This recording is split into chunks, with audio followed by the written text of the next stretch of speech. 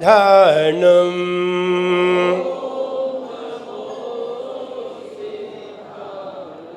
ओम नमो आयर्याणम। ओम नमो वत्सायनम। ओम नमो लोहे सौवसाहुनम।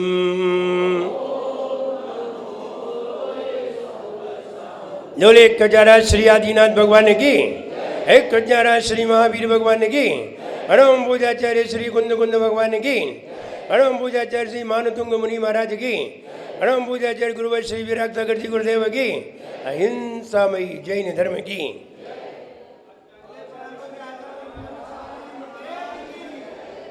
कर ले जो कुछ करना है, कर ले जो कुछ करना है, आज नहीं कल मरना है। कर ले जो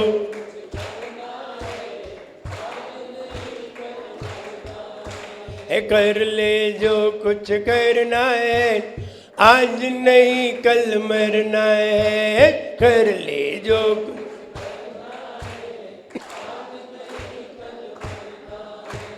करनी का फल भरना है, करनी का फल भरना है। करनी का फल भरना है, करनी का फल भरना है। जैसा बीज लगाओगे वैसा ही फल पाओगे। जैसा बीज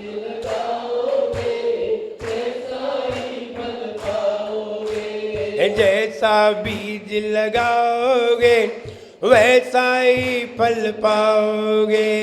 जैसा बीज लगाओगे वैसा ही फल पाओगे। नींगों के तरु में हो, नींगों के तरु में नहीं आम दिखाए रे।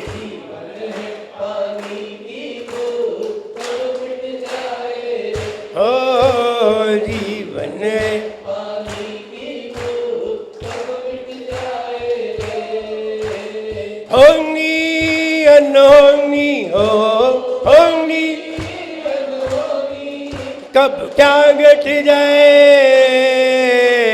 जीवन है पानी की बूंद मिट जाए रे। हो जीवन है पानी की बूंद मिट जाए रे। कर ले जो कुछ करना है, आज नहीं कल मरना है। कर ले जो कुछ करना है, आज नहीं कल मरना है। करनी का फल भरना है, करनी का फल भरना है। करनी का फल भरना है, करनी का फल भरना है। जो कुछ करना है वो आज ही कर लीजिए, कल के ऊपर कोई भी विश्वास करने की जरूरत नहीं है। कल का जिंदगी का भी विश्वास नहीं है तो किसी काम पर भी विश्वास नहीं करना चाहिए। कहते हैं गेट वेल सून। क्यों कहा जाता है ये गेट वेल सून, शुभस्य शीघ्रम। अच्छे काम को कब करना चाहिए? कल, आज, आज नहीं अभी। आज में तो बहुत देर है, आज तो रात के 12 बजे तक है। अब 12 बजे तक का तो कोई भरोसा ही नहीं है। हम यहाँ से जाएं पता नहीं सलामत पहुँचे कि नहीं, तो 12 बजे तक का भरोसा कहाँ है? आज नहीं अभी, अभी कर लेना चाहिए। नहीं हम पूछ करके नाम लिखाएंगे, तुम पूछते ही ना रह जाओ। एक व्यक्ति आचार्य श्री के पास श्रीफल चढ़ाने के लिए आए और उन्होंने श्रीफल चढ़ाया। बोले महाराज मुझे दीक्षा लेनी है। आचार्य जी ने कहा और कोई काम बकाया तो नहीं है? बोले एक काम बकाया है, हम घरों आए कर आए। बोले हाँ बिल्कुल जाओ। और घर गए और घर जाते ही बीमार पड़ गए। वे दोबारा दीक्षा लेने के लिए नहीं आ पाई। कहो कल का भरोसा है? कहते हैं न कल का भरोसा है न पल का भरोसा। तो ना कल का भरोसा है ना पल का भरोसा है। इसलिए अच्छे कार्य के लिए देर नहीं लगाना चाहिए, खराब कार्य हो तो कल पर टाल देना चाहिए। लेकिन आप क्या कहते हैं, गेट वेल सून, वे तो कहते हैं गेट वेल सून, और आप कहते हैं गेट वेट सून। आप कहते हैं बुरे कार्य को शीघ्र करना चाहिए। किसी से लड़ाई होनी है तो कब लड़ोगे? कल। बोले कल नहीं, आज ही निपटाएंगे।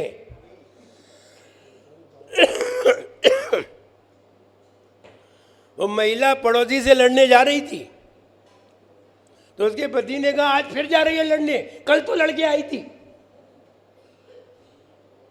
कल पड़ोसी से लड़के आई थी, आज फिर जा रही है। बोले कल सेमीफाइनल था।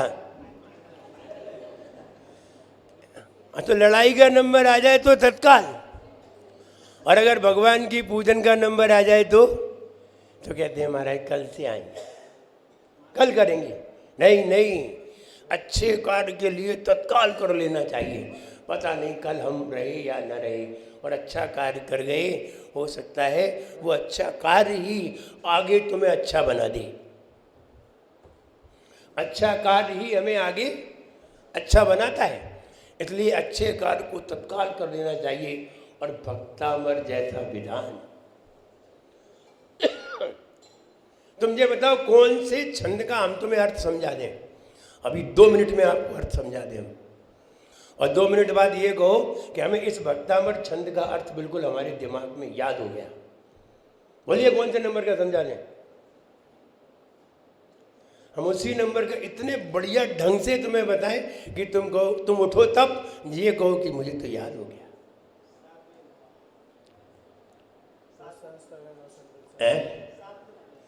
7वें नंबर का, 7वें नंबर का छंद, 7वें नंबर का छंद क्या कह रहा है? क्या कह रहा है?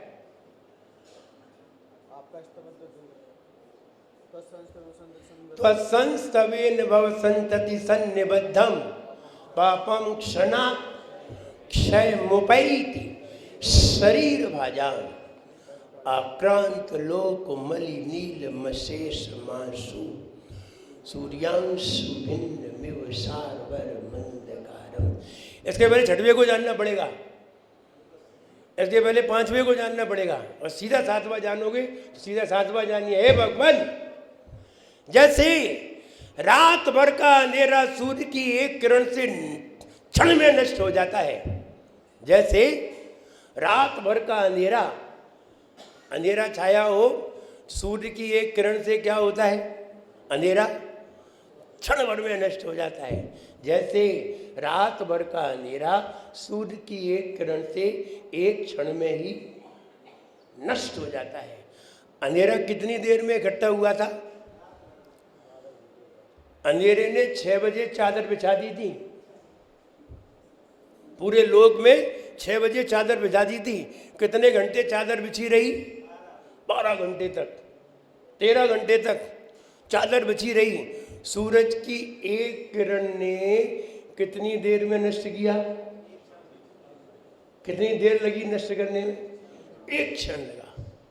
अर्थ जानिए, हे भगवान, जैसे रात भर का अंधेरा सूरज की एक किरण से क्षण में नष्ट हो जाता है, वैसे ही आपके स्तवन से कई जन्मों के पाप एक क्षण में ही नष्ट हो जाते हैं। हे भगवान, अर्थ देखिए, हे भगवान, जैसे रात भर का अंधेरा कब का? रात भर का अंधेरा सूर्य की एक किरण से एक क्षण में ही नष्ट हो जाता है, वैसे ही कई जन्मों के पाप आपके स्तवन से एक क्षण में नष्ट हो जाते हैं। क्लियर? आप सुना सकते हैं अभी कि नहीं? अभी बता सकते हैं कि नहीं? हे भगवान, क्या बोलेंगे? हे भगवान, जैसे बोलो, हमने क्या बोला अभी?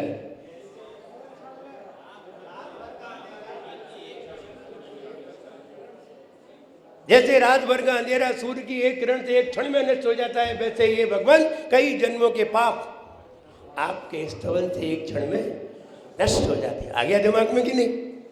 2 मिनट में आ गया। हर कोई ऐसे नहीं समझा सकता है।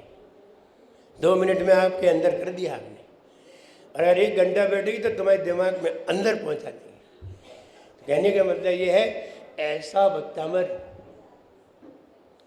उस भक्तामर की महिमा, जो महिमा अकल्पनीय है, इसकी कल्पना ही नहीं की जा सकती। स्तोत्र तो बहुत सारे हैं, लेकिन भक्तामर स्तोत्र अपने आप में बिल्कुल अलग है। और भक्तामर स्तोत्र में आदिनाथ भगवान का गुणगान है,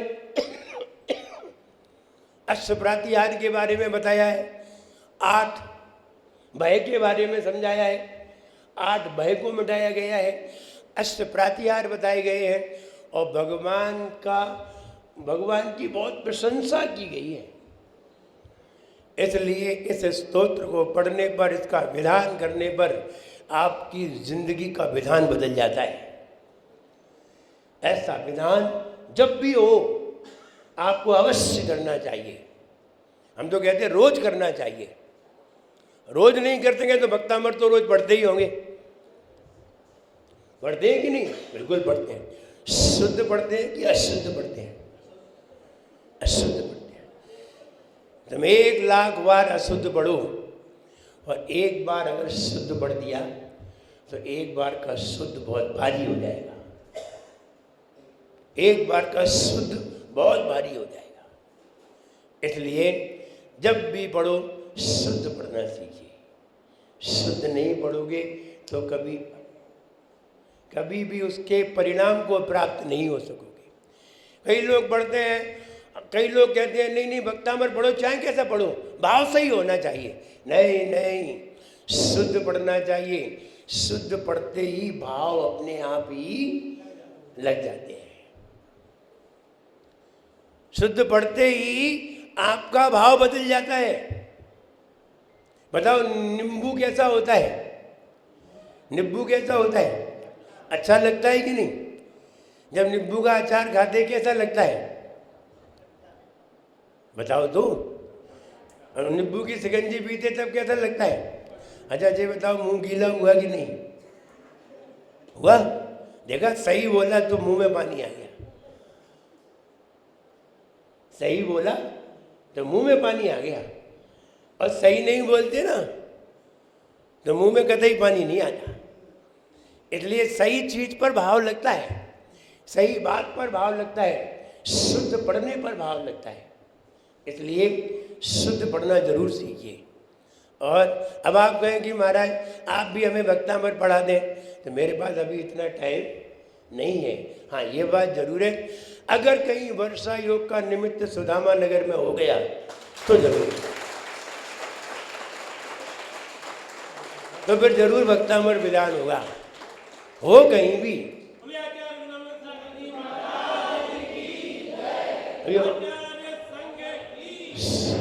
अभी चातुर्मास का फाइनल नहीं हुआ। हम तो बता रहे हैं, नहीं अभी डिक्लेयर नहीं हुआ। हम ये कहने जा रहे हैं, जब जहाँ भी चातुर्मास होता है, जहाँ भी चातुर्मास होता है, भक्तामर शिविर का आयोजन बड़े अच्छे स्तर पर होता है। और ऐसा भक्तामर होता है कि तुम जब तक चिता पर जल नहीं जाओगे तब तक उसे भूल नहीं पाओगे। आप बैकग्राउंड देखिए, आप ललितपुर में किसी को फोन लगाइए, पूछिए।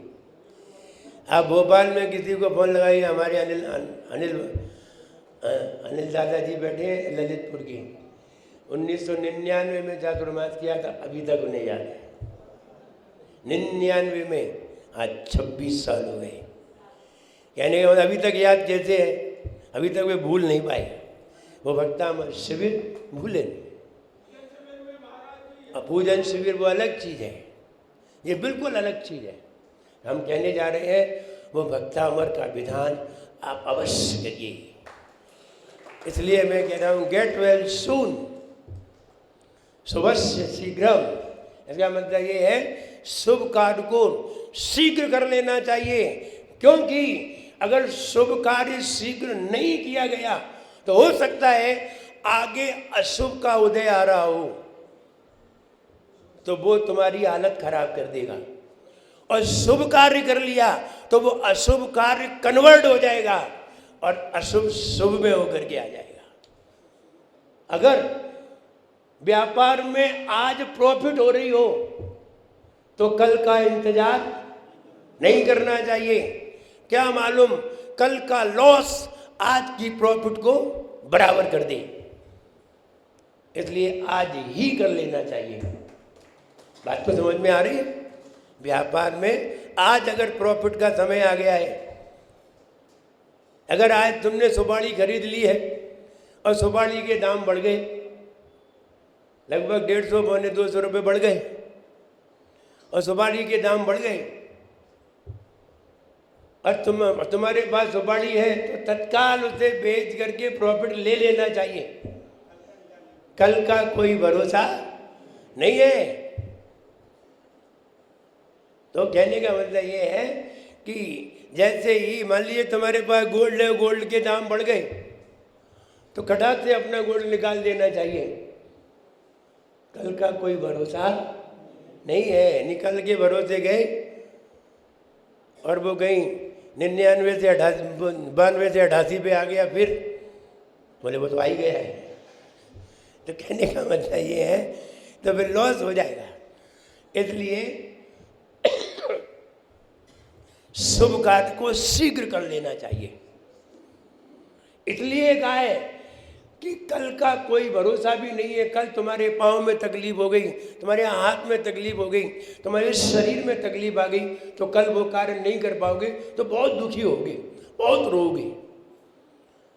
और आज कर लिया तो तुम्हें कल रोना भी नहीं पड़ेगा। इसलिए शुभ कार्य को शीघ्र कर लेना चाहिए।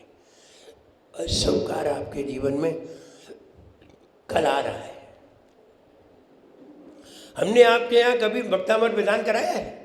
हम तो पहली बार करा रहे हैं। तो हम पहली बार करा रहे हैं तो आप भी उसे कर लीजिए, क्योंकि कल करा पाए नहीं करा पाए, और हमने कराया और तुम कर पाए नहीं कर पाए, ये भी तो है। इसलिए कर लीजिए। बात बिल्कुल सही लिखी है, कर ले जो कुछ करना है, आज नहीं कल मरना है। कर ले जो कुछ आज नहीं कल मरना है, करनी का फल भरना है, करनी का फल भरना है, करनी का फल भरना है, करनी का फल भरना है। अभी बता रहे थे कि 1100 रुपये राशि रखी है, आप तो तत्काल दीजिए, क्योंकि 1100 रुपये में कौन विधान कराते हैं? वो द्रव्य धोने वाला 1100 ले जाता है, और तुम्हें पूरी द्रव्य मिल रही है बैठे बैठे, लगी लगाई मारना तक मिल रहा है। तो ये तो बहुत सस्ता है। और ध्यान दे, अगर आपने 1100 रुपये भी अगर धर्म में लगाए हैं और तुमने 500 रुपये की द्रव्य यूज कर ली है, 500 रुपये तुम्हारे मंदिर में दान के रूप में गए हैं, तो कल 50,000 रुपया तुम्हारी जेब में जरूर आएगी। अब विचार कर लीजिए, 1100 दें कि 11,000? अब जो तुम जानो। हम तो 500 के 50,000 बता रहे हैं, और तुमने 11,000 दिए तो 10,000 तो बचे ही। तुम्हारे 10 लाख कहाँ गए हैं? अब फायदे में तो तुम ही रहोगे। वो जैसा गुड़ डाला जाएगा वैसा ही मीठा होगा। तुम गुड़ दिखाओ पानी में ऐसे ऐसे करके ऊपर को मीठा हो जाए, नहीं होगा। इसलिए बोलते 1100 रुपये तो एक विधि रखी गई है, इसलिए कि सारे लोग एकत्र हों। तो यहाँ कल 48 मंडली विधान है, और एक बड़ा मंडल होगा, उसमें एक मुख्य लोग होंगे जो सौधर्मेंद्र होगा, कुबेर आदि होंगे। इसलिए उनका भी निर्णय होगा कि मुख्यता से ये विधान करने का भाव किसने बनाया है, कि विधान हो तो सबसे प्रमुख हम हों। प्रमुख बनने का क्या लाभ है? आप बताइए, देवगति में जब तीर्थंकर भगवान का जन्म होता है, सुमेरु पर्वत पर ले जाया जाता है, तो पहला अभिषेक कौन करता है भाई? क्यों करता है? और सारे देव प्रमुख है। बोले क्या पहला अभिषेक करने से बहुत लाभ होता है? बिल्कुल होता है, क्यों नहीं होता? लाभ तो होता ही है। लाभ तो क्यों नहीं होगा? जो पहले होगा आगे उसको विशेष लाभ होगा, पीछे वाले को और कोई और दूसरा लाभ होगा। इसलिए सौधर्मेंद्र सबसे पहले भगवान का अभिषेक करता है, और सौधर्मेंद्र पूरे देवगति का किंग माना जाता है, राजा है। उसके बिना अनुमति के कोई काम नहीं होगा, इसलिए सौधर्मेंद्र है। और वहाँ यहाँ भी सौधर्मेंद्र का चयन किया जाएगा। उसके बाद भी और इंद्र हैं, उनका भी चयन किया जाएगा। इंद्र बन करके जो भगवान की आराधना करते हैं, उन्हें ये वाला भाव तो आ ही जाता है कि मैं अभी क्या हूँ? सौधर्मेंद्र हूँ। ये वाला भाव तो आ ही जाता है। पंच कल्याणक करते हैं, सौधर्मेंद्र भगवान को लेके जाता है, सौधर्मेंद्राणी भगवान को लेकर के आती है, भगवान को हाथ में उठाता है, भगवान को हाथ में उठा करके ये तो अंदर में अनुभव हो ही जाता है, मैं अभी क्या हूँ? सौधर्मेंद्र हूँ। और ध्यान रहे, ये अनुभव हो जाना भी बहुत बड़ी बात है। ये अनुभव ही कल तुम्हें अगर देवगति में पहुँचाए तो वो बार बार कहेगा मैं सौधर्मेंद्र हूँ, मैं सौधर्मेंद्र था। तो ये अनुभव कराने के लिए उसे सौधर्मेंद्र बनाया जाता है। जब आप शादी करने के लिए जाते हैं और जब घोड़ी पे बैठते हैं और बारात जाती है, तो आप अपने आप को क्या अनुभव करते हैं? दूल्हा की बाराती? दूल्हा अनुभव करते हैं, बाराती तो नहीं करते। दूल्हा का अलग महत्व है, बारातियों का अलग महत्व है। दूल्हा को अंदर कमरे में भोजन कराया जाएगा, एसी में बिठा करके, बाराती को पांडाल में। अंतर तो आएगा, नहीं तो सब दूल्हे ही नहीं हो जाएंगे। इसलिए सौधर्मेंद्र है, वो प्रमुख रहेगा। वो पूरे मंडल में श्रीफल को अर्पित करेगा, भगवान का अभिषेक करेगा, श्रीफल समर्पित करेगा, और जो कार्य होंगे प्रमुखता से वही करेगा। इसलिए सौधर्मेंद्र का और इंद्रों का विशेष महत्व होता है। उसका प्रधान एक बड़ा मंडल होगा, वहाँ उसके द्वारा ये विधान संपन्न होगा। आप सभी लोग उस विधान में सम्मिलित हों, महिलाएं भी, पुरुष भी, सब एक एक मांडना लेकर के अपने पास बैठे और हम उसमें भक्तामर पढ़ते हुए अर्घ्य समर्पित करें। 48 रिद्धि मंत्रों का भी और भक्तामर का भी हम उस मंत्र को पढ़ते हुए आनंद लें। सभी लोग उसमें शामिल हों। मेरा सबके लिए खूब आशीर्वाद है। सब लोग खुश रहें, प्रसन्न रहें। जय बोले परम पूज्याचार्य गुरुवर श्री विराग सागर जी गुरुदेव की।